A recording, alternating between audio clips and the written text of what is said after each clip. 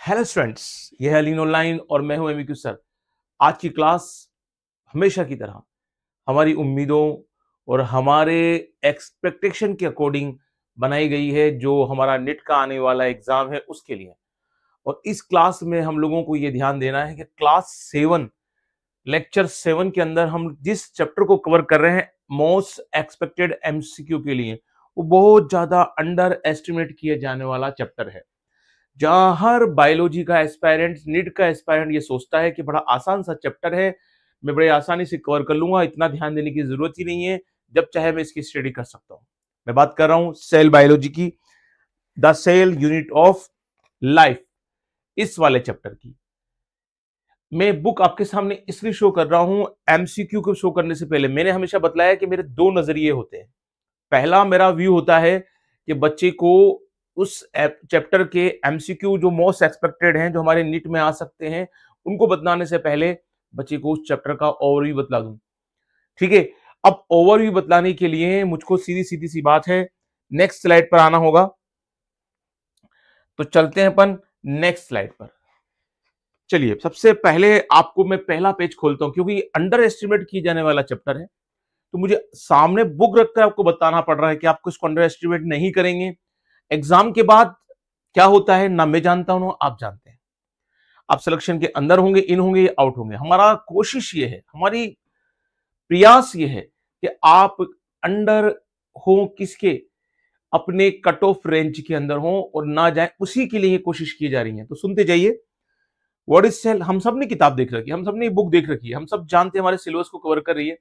अब हमको क्या क्या ध्यान रखना है, व्हाट इज सेल में आपको ध्यान रखना है किन पॉइंट्स को। एंटोनी वॉन लियोनहोफ सब बच्चा बच्चा जानता है कि फर्स्ट शो था, क्या कर रहा था, इसको सेल को देखा था, और रॉबर्ट ब्राउन ने क्या किया था, न्यूक्लियस को देखा था।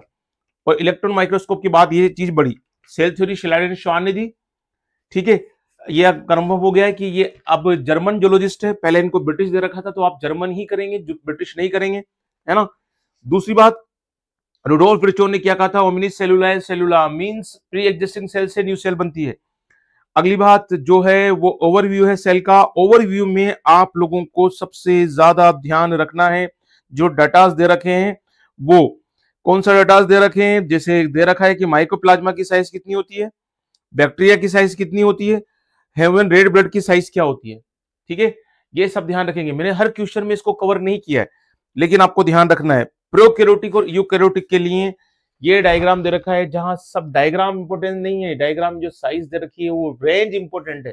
ठीक है, इसको आप लोग अच्छी तरह से ध्यान रखेंगे और एग्जाम में कोई गलती के चांस नहीं रहना चाहिए। ठीक है, चलिए उसके बाद आप लोगों को सेल इनवेलप की बात है। सेल इनवेलप में सबसे ज्यादा इंपॉर्टेंट यह है कि आप ध्यान रखेंगे मीजोसोम, जो बैक्टीरिया में होता है जस्ट लाइक माइटोकॉन्ड्रिया। ठीक है, और एक आप लोग ध्यान रखेंगे कि वेसिकल, ट्यूब्यूल और लेमिली जो होते हैं ये एक्सटेंशन होते हैं सेल के। ठीक है, फिलामेंट, हुक और बेसल बॉडी फ्लैजिलम का पार्ट होता है, जो बैक्टीरिया में होता है, अपन सब जानते हैं, अपन इससे ज्यादा पढ़ रखा है, अंडरलाइन करना जरूरी है। पॉलीसोम क्या होता है, इंक्लूजन बॉडीज क्या होती है। ठीक है, उसके बाद सेल मेम्ब्रेन का जो मॉडल है, लिक्विड मोजेक मॉडल, उसके बारे में मालूम होना चाहिए, और फ्लूइड कंडीशन जो बतलाई गई मोजेक मॉडल की वो मालूम होना चाहिए।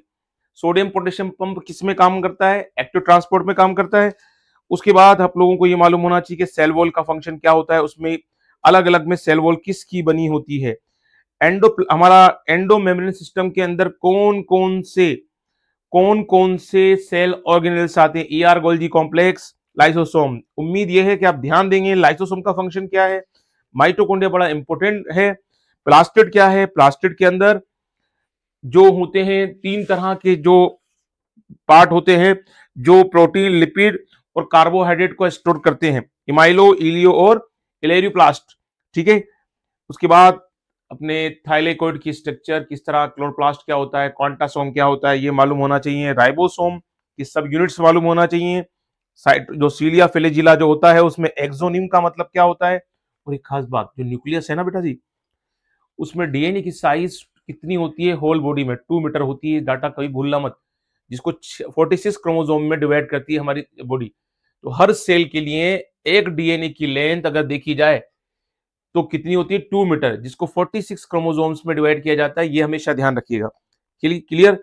बाकी एक्रोसेंट्रिक, मेटासेंट्रिक, टेलोसेंट्रिक क्या होती है तो हम जान के जाएंगे, सैटेलाइट क्या होता है, ये सब। तो ये सब चीजें मैंने क्यों बतलाई आपको, लास्ट में जाते जाते माइक्रो बॉडीज का मतलब क्या होता है, ये इसलिए मैंने आपको पूरा पढ़ के बतलाया। 5 मिनट्स मैंने इसके लिए लिए कि यार मेरा जो बच्चा इस लेक्चर को देख रहा है ना, उसका नुकसान किसी लेवल में नहीं होना चाहिए। जब एग्जाम के दिन वो बैठा हुआ हो तो उसको ये एमसीक्यू याद आए कि एमसीक्यू सर ने एमसीक्यू के बारे में कितना सटीक बतलाया था। ठीक है, पेपर क्या आने वाला है ये हमें नहीं मालूम है, हम एक्सपेक्टेशन के सहारे चल रहे हैं, उम्मीदों के सहारे चल रहे हैं, हमारे एक्सपीरियंस के सहारे चल रहे हैं। तो अब मैं क्लास स्टार्ट करता हूं। अभी तक मैंने जो भी बतलाया था आप लोगों को, वो इस चैप्टर के लिए एमसीक्यू का क्या था, बेस था। बिना बेस के अगर आप एमसीक्यू सोल्व करेंगे तो बहुत गद्दारी वाला मामला होगा, पार्शियलिटी वाला मामला होगा, अपने एग्जाम के साथ आप है ना चीटिंग कर रहे हैं। तो इसलिए तैयारी करके जाए। दूसरी बात, आप एक स्टूडेंट सोच रहे होंगे कि सर ये तो हम पहले से ही जानते हैं। अरे आप जानते हैं, लेकिन मेरी कई स्टूडेंट ऐसे होंगे शायद जो नहीं जानते, ठीक है, जिनको एक बार रिमाइंडर लगाना बहुत जरूरी था। तो ये रिमाइंडर लग गया। अब आते हैं बच्चों अपन अपने मेन काम पर, और वो मेन काम क्या है कि हम लोग अब इससे रिलेटेड एमसीक्यू को डील करने वाले हैं। चलिए बच्चों, अपनी शीट खुल गई है और अपन लोग अब क्या करते हैं, अपने सब क्लास 7 का सबसे पहला एमसीक्यू देखेंगे अब। तो एमएक्यू सर का एमसीक्यू क्लास स्टार्ट। ठीक है, चलिए दोनों मैच कर गया है। अब हम लोगों को यहां पहली पहली बात पर ध्यान देना है। क्लास 7 है, इससे पहले क्लास 6 अगर आपने नहीं देखी है, 1 2 to 6 तो 1 to 6 तो क्लास देखिए। मैंने ऐसे ऐसे क्वेश्चंस बनाए हैं जो आपके आने के चांस बढ़ते हैं। फिर भी आपकी मर्जी है, आप किसके साथ जुड़ना चाहते हैं वो आप पे डिपेंड करता है। जो जुड़ेगा वो फायदा लेगा, जो नहीं जुड़ेगा इन क्लासेस के साथ उसका नुकसान निश्चित है। चलिए आगे बढ़ते हैं, पहले क्वेश्चन पे आते हैं।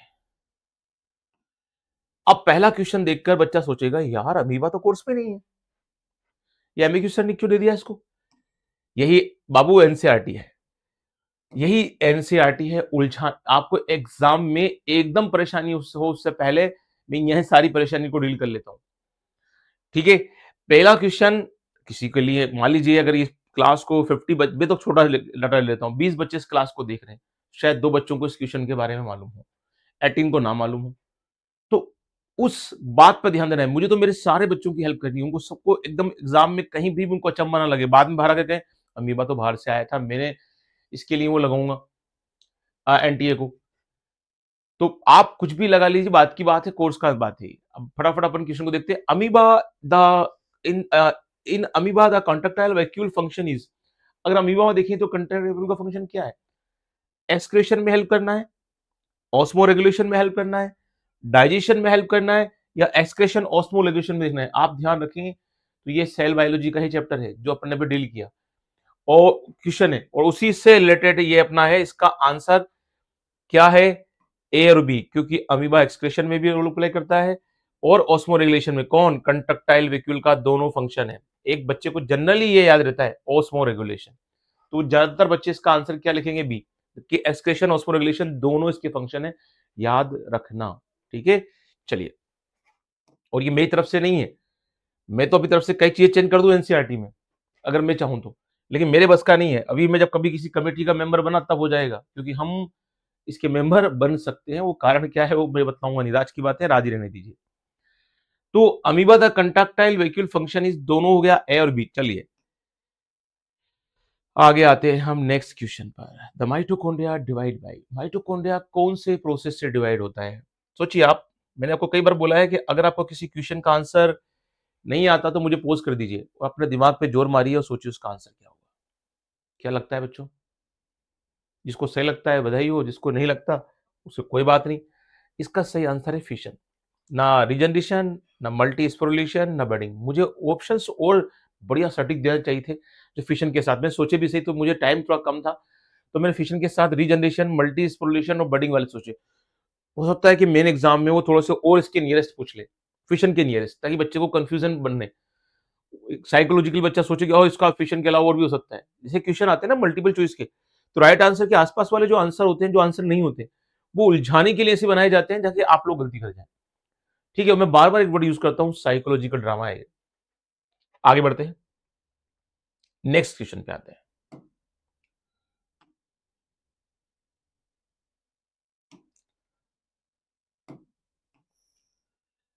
नेक्स्ट है इनकरेक्ट स्टेटमेंट इज, कौन सा इनकरेक्ट स्टेटमेंट है वो देखिए।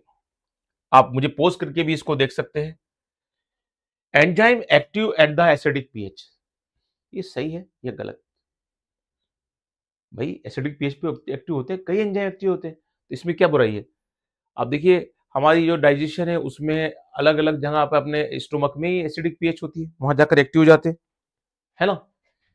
जो नॉन एक्टिव एंजाइम होते हैं वो एक्टिव हो जाते हैं पीएच से, बिल्कुल सही है। प्रोटीज इज हाइड्रोलाइटिक एंजाइम, बिल्कुल प्रोटीज हाइड्रोलाइटिक एंजाइम है, लाइसोसोम के थ्रू क्या होता है, सीक्रेट होता है, तो वो तो अपन जानते ही हैं, ये भी सही है।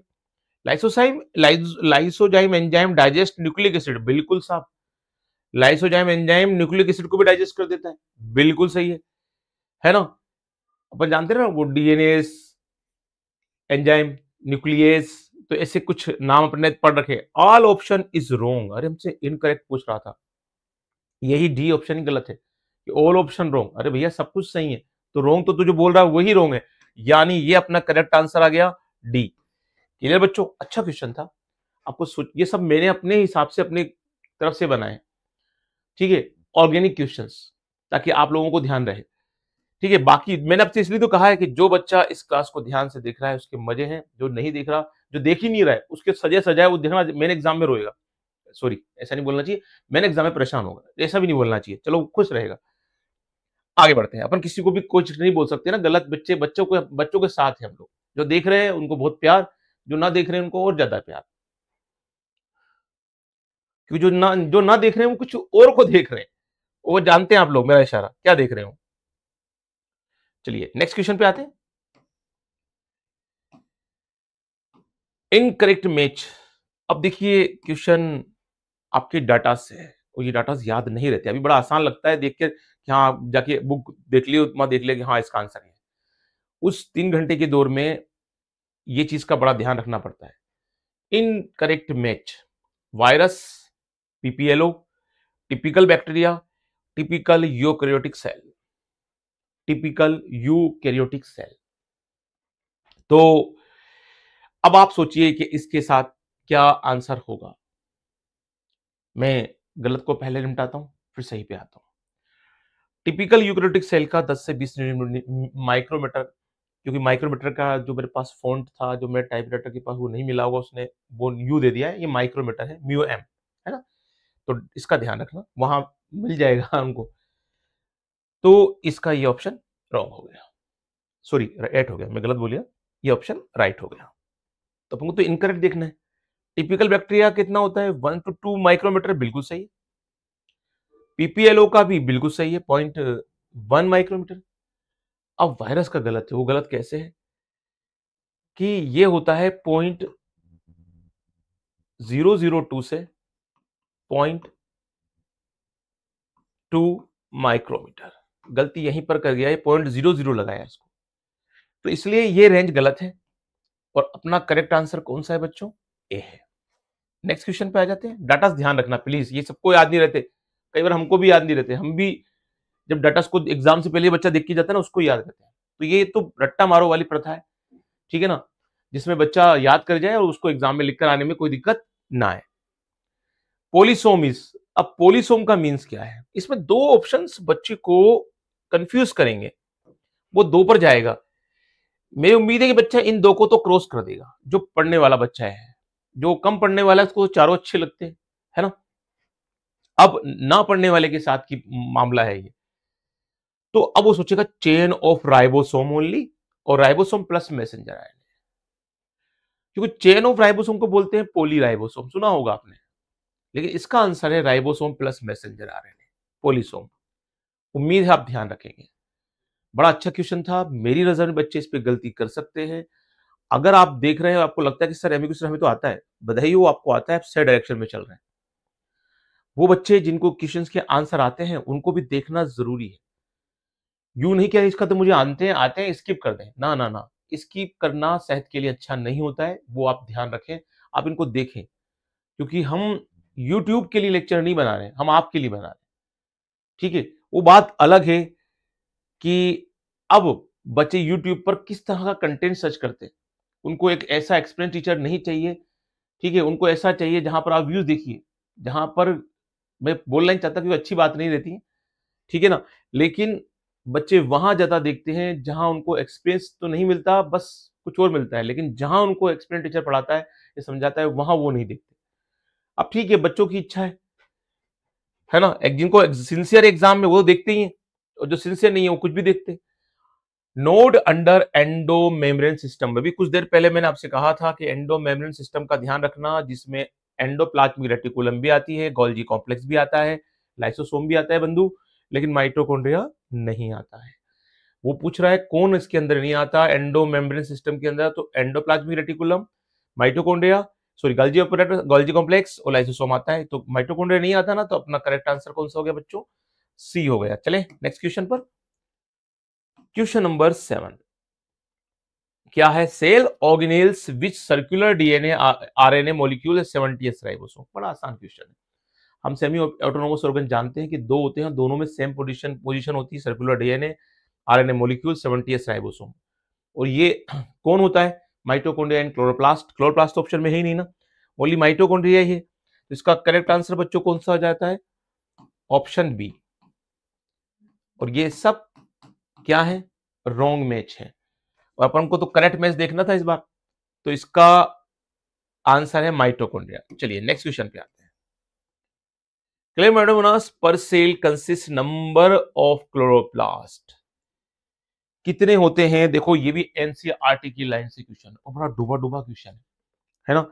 मैं इसको देख रहा था तो मुझे इसके लिए मुझे आंसर तो मालूम है, आप सोचिए इतनी देर में, है ना। जब मैं इसको देख रहा था तो मुझको एक अंदर की तरफ जब प्लास्टिक पे मेरी नजर गई, हम तो जानते हैं कि भाई बुक का कंडीशन क्या होता है, जब प्लास्टिक पे नजर गई तो उसके बाद नीचे की तरफ एक लाइन मिली मुझे उसके साइड में, कि भाई जो प्लास्टिड होते हैं उनका नंबर कितना वेरी करता है। और देखिए यहां प्लास्टिड के पास मुझे ये लाइन बड़ी अच्छी लगी, जहां पर इसने माइटोकॉन्ड्रिया पूछ लिया क्लेमाइडोमोनास में, जबकि अगर आप एल्गी पढ़ेंगे ना, एल्गी में भी क्लेमाइडोमोनास के अंदर ये नंबर आपको नहीं मिलेगा। तो बच्चा वहां नहीं पढ़ता, यहां इसको अंडर एस्टिमेट कर देता है, तो फिर वो नंबर्स पे कंफ्यूजन करता है। मैंने इसका ऑप्शन पहले में ही रखा है फर्स्ट में, बाकी तो देखिए उलझाने के लिए नंबर्स मैंने साइकोलॉजिकल गेम खेला है। क्या है इसका करेक्ट आंसर? 20 से 40 हो गया, ये रॉन्ग। यहाँ 20 से 30, बच्चा सोचता है ओह अच्छा पास में, ये हो सकता है मैं गलत पढ़ के चल गया हूँ, तो इसलिए दो ऑप्शन पे होता है 10 20 10 50। तो ध्यान रखना 20 से 40 और ये अंदर से घुसा हुआ क्वेश्चन है, मैंने इसलिए बुक में दिखाया आपको कि कहां से क्वेश्चन है। चलिए नेक्स्ट पर आते हैं हम लोग, अगला क्वेश्चन। और मैं आपको इसलिए बता रहा हूं कि ये बिल्कुल ऑर्गेनिक क्वेश्चन है, मैंने बनाए हैं, किसी एमसीक्यू सीरीज की मोटी बुक से नहीं निकाले। मेरे पास बहुत सारी बुक्स हैं, है ना, काफी लंबे टाइम से पढ़ा रहा हूं, उस टाइम की बुक्स भी हैं जब आप लोग पैदा भी नहीं हुए थे। Disc shape structure on the side of centromere, ठीक है, तो disc shape structure on the side of centromere कौन सी है? बड़ा आसान सा क्वेश्चन है। अपन जानते हैं कि जो क्रोमोसोम होता है उसमें इस तरह के क्रोमेटिड होते हैं, और ये सेंट्रोमियर होता है। इस सेंट्रोमियर पर एक स्ट्रक्चर होती है जिसको डिस्क शेप स्ट्रक्चर होते हैं इस तरह से, जिसको क्या बोलते हैं बच्चों? काइनेटोकोर। तो इसका राइट आंसर क्या है? Kinetochore, D option. इसके साथ देखिए सैटेलाइट, एक्सोनिम्स और स्टोन दिया गया है, और ये सब हमारे एनसीईआरटी के सिलेबस से कवर होने वाले लाइन है, इसलिए एग्स्टोन, एक्सोनिम्स और सैटेलाइट बच्चे के दिमाग में स्टोर करते हैं कि कहीं ये आंसर तो नहीं, लेकिन क्वेश्चन सीधा है, मोस्ट प्रोबेबली बच्चे इसका आंसर सही कर सकते हैं। तो आप पूछेंगे सर सीधा क्यों दिया, हार्डर देना चाहिए ना आपको। अरे नहीं बच्चों, जो क्वेश्चन आ सकते हैं मैं उनको दे रहा हूँ, मैं तो दे रहा हूँ कि डराने के लिए इस तरह से क्वेश्चन दे दूं जो नहीं आ रहे। चलिए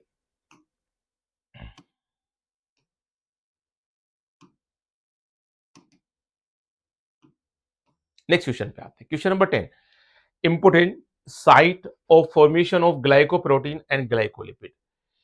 अच्छा क्वेश्चन है कि ग्लाइकोप्रोटीन और ग्लाइकोलिपिड का जो फॉर्मेशन होता है वो कहां से होता है? माइटोकॉन्ड्रिया बिल्कुल नहीं, राइबोसोम प्रोटीन के साथ रिलेट करता है। अब बचता है, बच्चा सोचता है एंडोप्लाज्मिक रेटिकुलम से भी काफी सिक्रेशन होता है, और गोल्जी एपरेटस से भी सिक्रेशन होता है, लेकिन गोल्जी एपरेटस सबका बाप है जब सिक्रेशन की मामला आता है, जिन्हें क्या क्या एक्सक्रीट करता है, और ये ग्लाइकोप्रोटीन ग्लाइकोलिपिड इसके साथ ही डील करते हैं। तो इसलिए आंसर ए है बच्चों, और ये मेरी तरफ से नहीं है, गोल्जी एपरेटस की तरफ से है। ठीक है, चलिए ध्यान रखिएगा।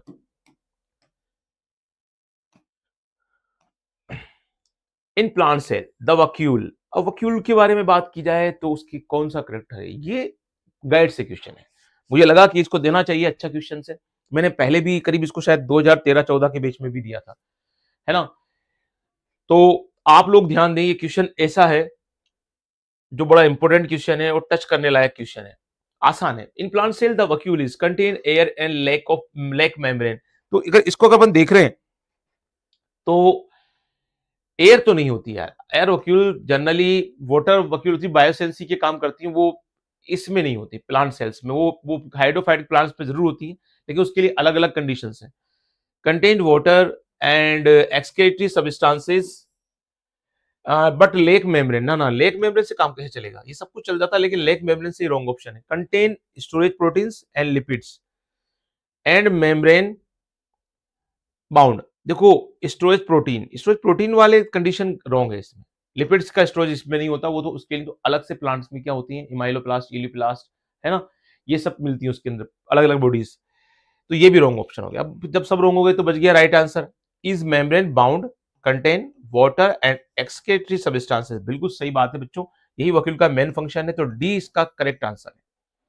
अच्छी तरह सोचिएगा, कोई क्वेश्चन में अगर आपको मैं जल्दी कर जाऊं और आपको लगता है थोड़ा रुक के को देखना है सारे ऑप्शंस, तो आराम से मुझे पोस्ट करके देख सकते हैं।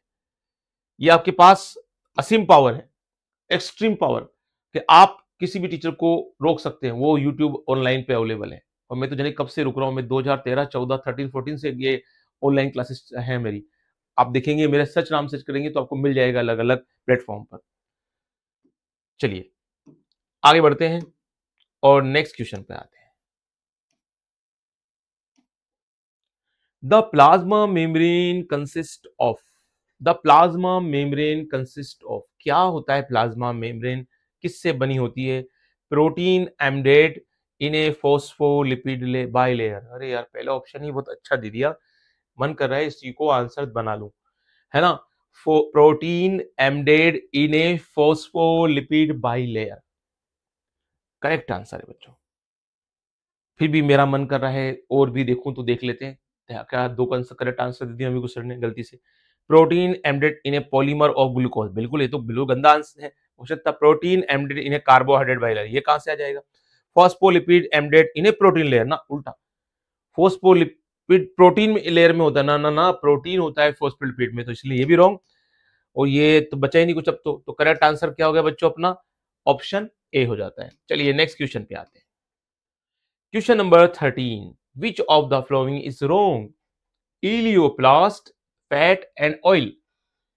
Elioplast, fat and oil. Eleuroplast, fatty acid. Amyloplast, starch. And एक को दिया है क्रोमोप्लास्ट केरोटीन। अब आप देख लीजिए कौन सा ऑप्शन इसमें ऐसा है जो रॉन्ग है। पूरे ऑप्शंस आपके सामने हैं,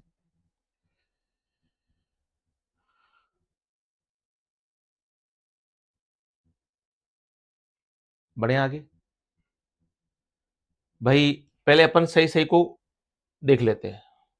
क्रोमोप्लास्ट में कैरोटीन बिल्कुल सही ऑप्शन है, हमको तो रोंग देखना है, तो इसको तो अपन क्रॉस कर देते, करेक्ट है। इमाइलोप्लास्ट स्टार्च बिल्कुल सही है। अब दो ऑप्शन देखिए आप, एक तो एलियोप्लास्ट में फैटी एसिड है फैट की जगह पर, और एलियोप्लास्ट में फैट और ऑयल है। इमाइलो, इलियो, एलिरो, ठीक है। तो दो ऑप्शंस हमको दिए गए हैं, और यहां पर भी अपनी जो एनसीईआरटी है, तीन प्लास्ट है, एमाइलोप्लास्ट, एलियोप्लास्ट, तीन ऑप्शंस हमको दिए जाते हैं। यहां का भी एक लाइन देखिए, मैं इसको इसलिए बता रहा हूं आप लोगों को, एक ऑप्शन है इलियोप्लास्ट क्या करता है, ऑयल और फैट्स का स्टोर करता है, ये देखिए ऑप्शंस, ये अपनी एनसीईआरटी फैटी एसिड है और यहीं की लाइन है ऑयल और फैट्स। तो फिर इलियोप्लास्ट क्या करता है ना, इलियोप्लास्ट जो होता है वो क्या करता है, प्रोटीन को स्टोर करता है, ये अपन सब जानते हैं। इमाइलो, इलियो, इलियो, अगर अपन ऐसे याद करते हैं तो भी ध्यान रहे, इमाइलो, एलियो और एलेरो, तो ए ई, ये अपन ने याद कर रखा है इसके नेम से। यहां अपन जानते हैं सारे कार्बोहाइड्रेट, ये जानते हैं अपन लिपिड, और ये जानते हैं अपन प्रोटीन। जो अपना सीएलपी का सेट है वो एई है। अब इस क्वेश्चन का हार्ड क्वेश्चन नहीं है, सिंपल क्वेश्चन है, ठीक है। तो इसका करेक्ट मैच क्या होगा बच्चों? इसका करेक्ट मैच होगा आप लोगों का, यहां पर प्रोटीन की जगह क्या आ गया बच्चों एलोरोप्लास्ट के अंदर, यहां प्रोटीन की जगह आ गया फैटी एसिड। तो इसका करेक्ट ऑप्शन क्या है? बी है। क्वेश्चन आसान था, लेकिन मैं आपको इसलिए बता रहा हूं कि बुक्स में ज्यादा कुछ दे नहीं रखा है, लेकिन फिर भी अपन लोगों को याद होना चाहिए कि किसका करेक्ट मैच क्या है। आसान क्वेश्चन था, ऐसा नहीं कि बहुत हार्ड क्वेश्चन था जो मैंने आपको इसको टेक्स्ट बुक को दिखाया। अगला, the correct match the name of the cell organelles in its function. देखिए, correct match the name of cell organelles and its function. अब इसमें आप देखिए कि करेक्ट मैच देखना है, इनकरेक्ट नहीं देखना है। कई बार हम इस पर भी कंफ्यूज जाते हैं। चलिए, पहला अपना बात करें अपन करेक्ट मैच की, तो कौन? Smooth endoplasmic reticulum synthesis of lipid, ठीक है, पहला ऑप्शन अपना यही है। और देखिए करेक्ट मैच अपन को मिल रहा है यार, लेकिन मन कर रहा है कि और चलें, क्योंकि स्मूथ रेटि जो होती हैं वो तो लिपिड के साथ करती हैं, और जो ग्रेनुलर होती हैं यानी रफ होती हैं वो प्रोटीन सिंथेसिस करती हैं, ठीक है। तो रफ को दे नहीं रखा, तो पहला ऑप्शन करेक्ट है, लेकिन बाकी देख लेते हैं। Golgi apparatus synthesis of protein, बिल्कुल नहीं, इसके साथ इसका रिलेशन कोई नहीं होता, वो तो राइबोसोम के साथ होता है, या ऐसे ईआर के साथ जिन पर राइबोसोम होते हैं। Mitochondria produce cellular energy in the form of ADP, बिल्कुल सही चल रहा था भाई साहब। यहां पर एडीपी की जगह एटीपी होता तो ये सेंटेंस करेक्ट होता। लाइसोसोम का क्या काम है प्रोटीन सिंथेसिस से? कोई रोल ही नहीं है।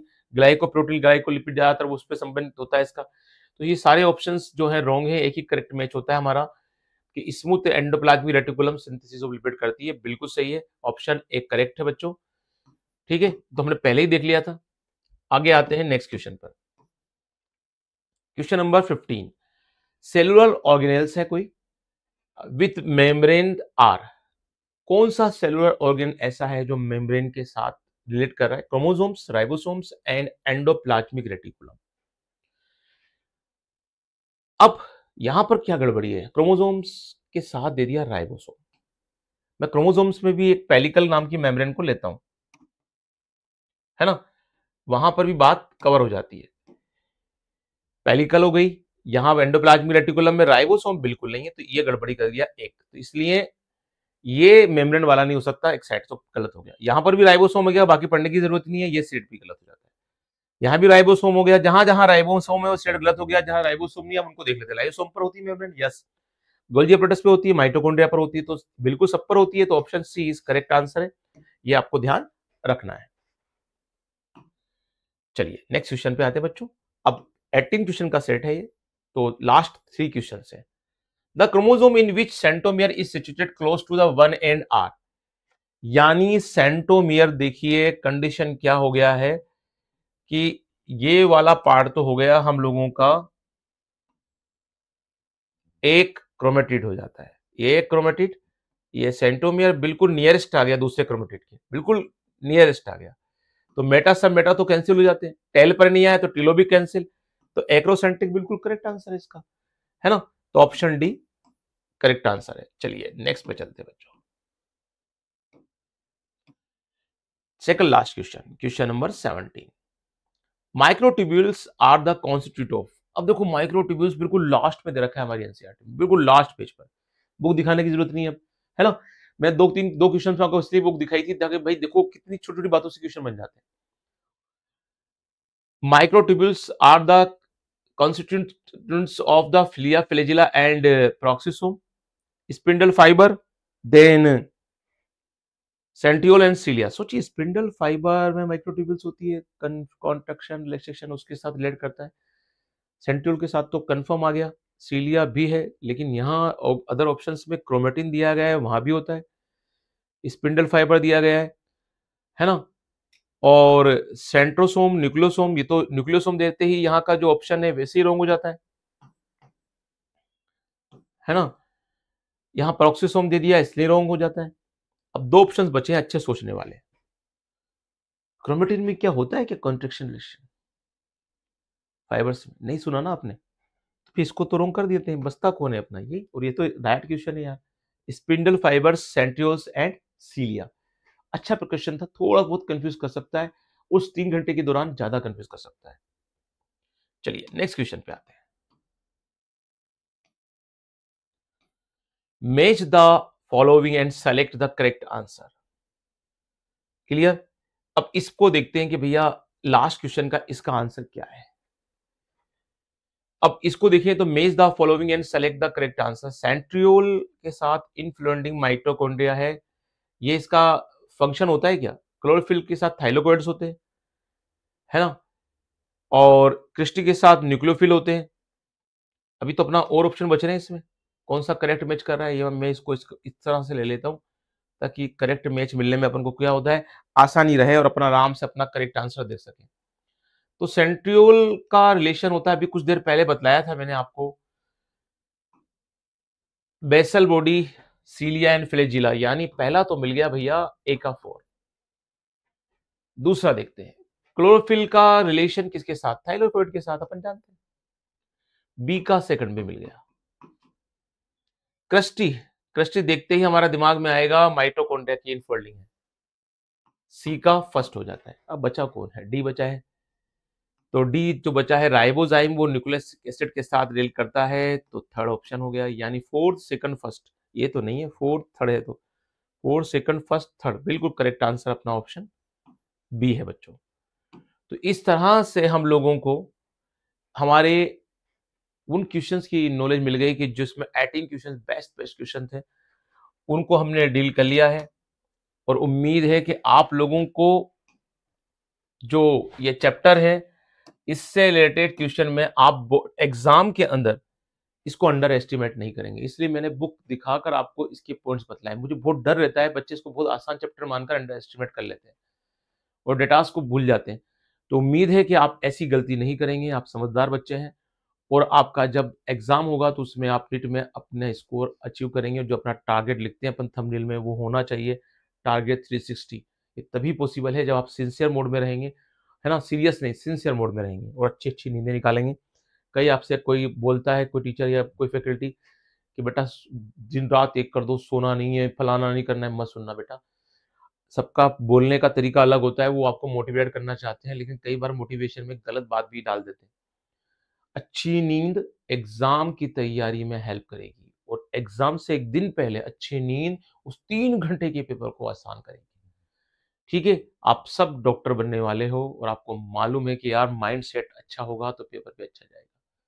ठीक है, तो उम्मीद है आप मेरी बात सुन रहे होंगे, समझ रहे होंगे। जितने भी बंधु इसको देख रहे हैं, जो नहीं देख रहे हैं वो कहीं और से सुन रहे होंगे।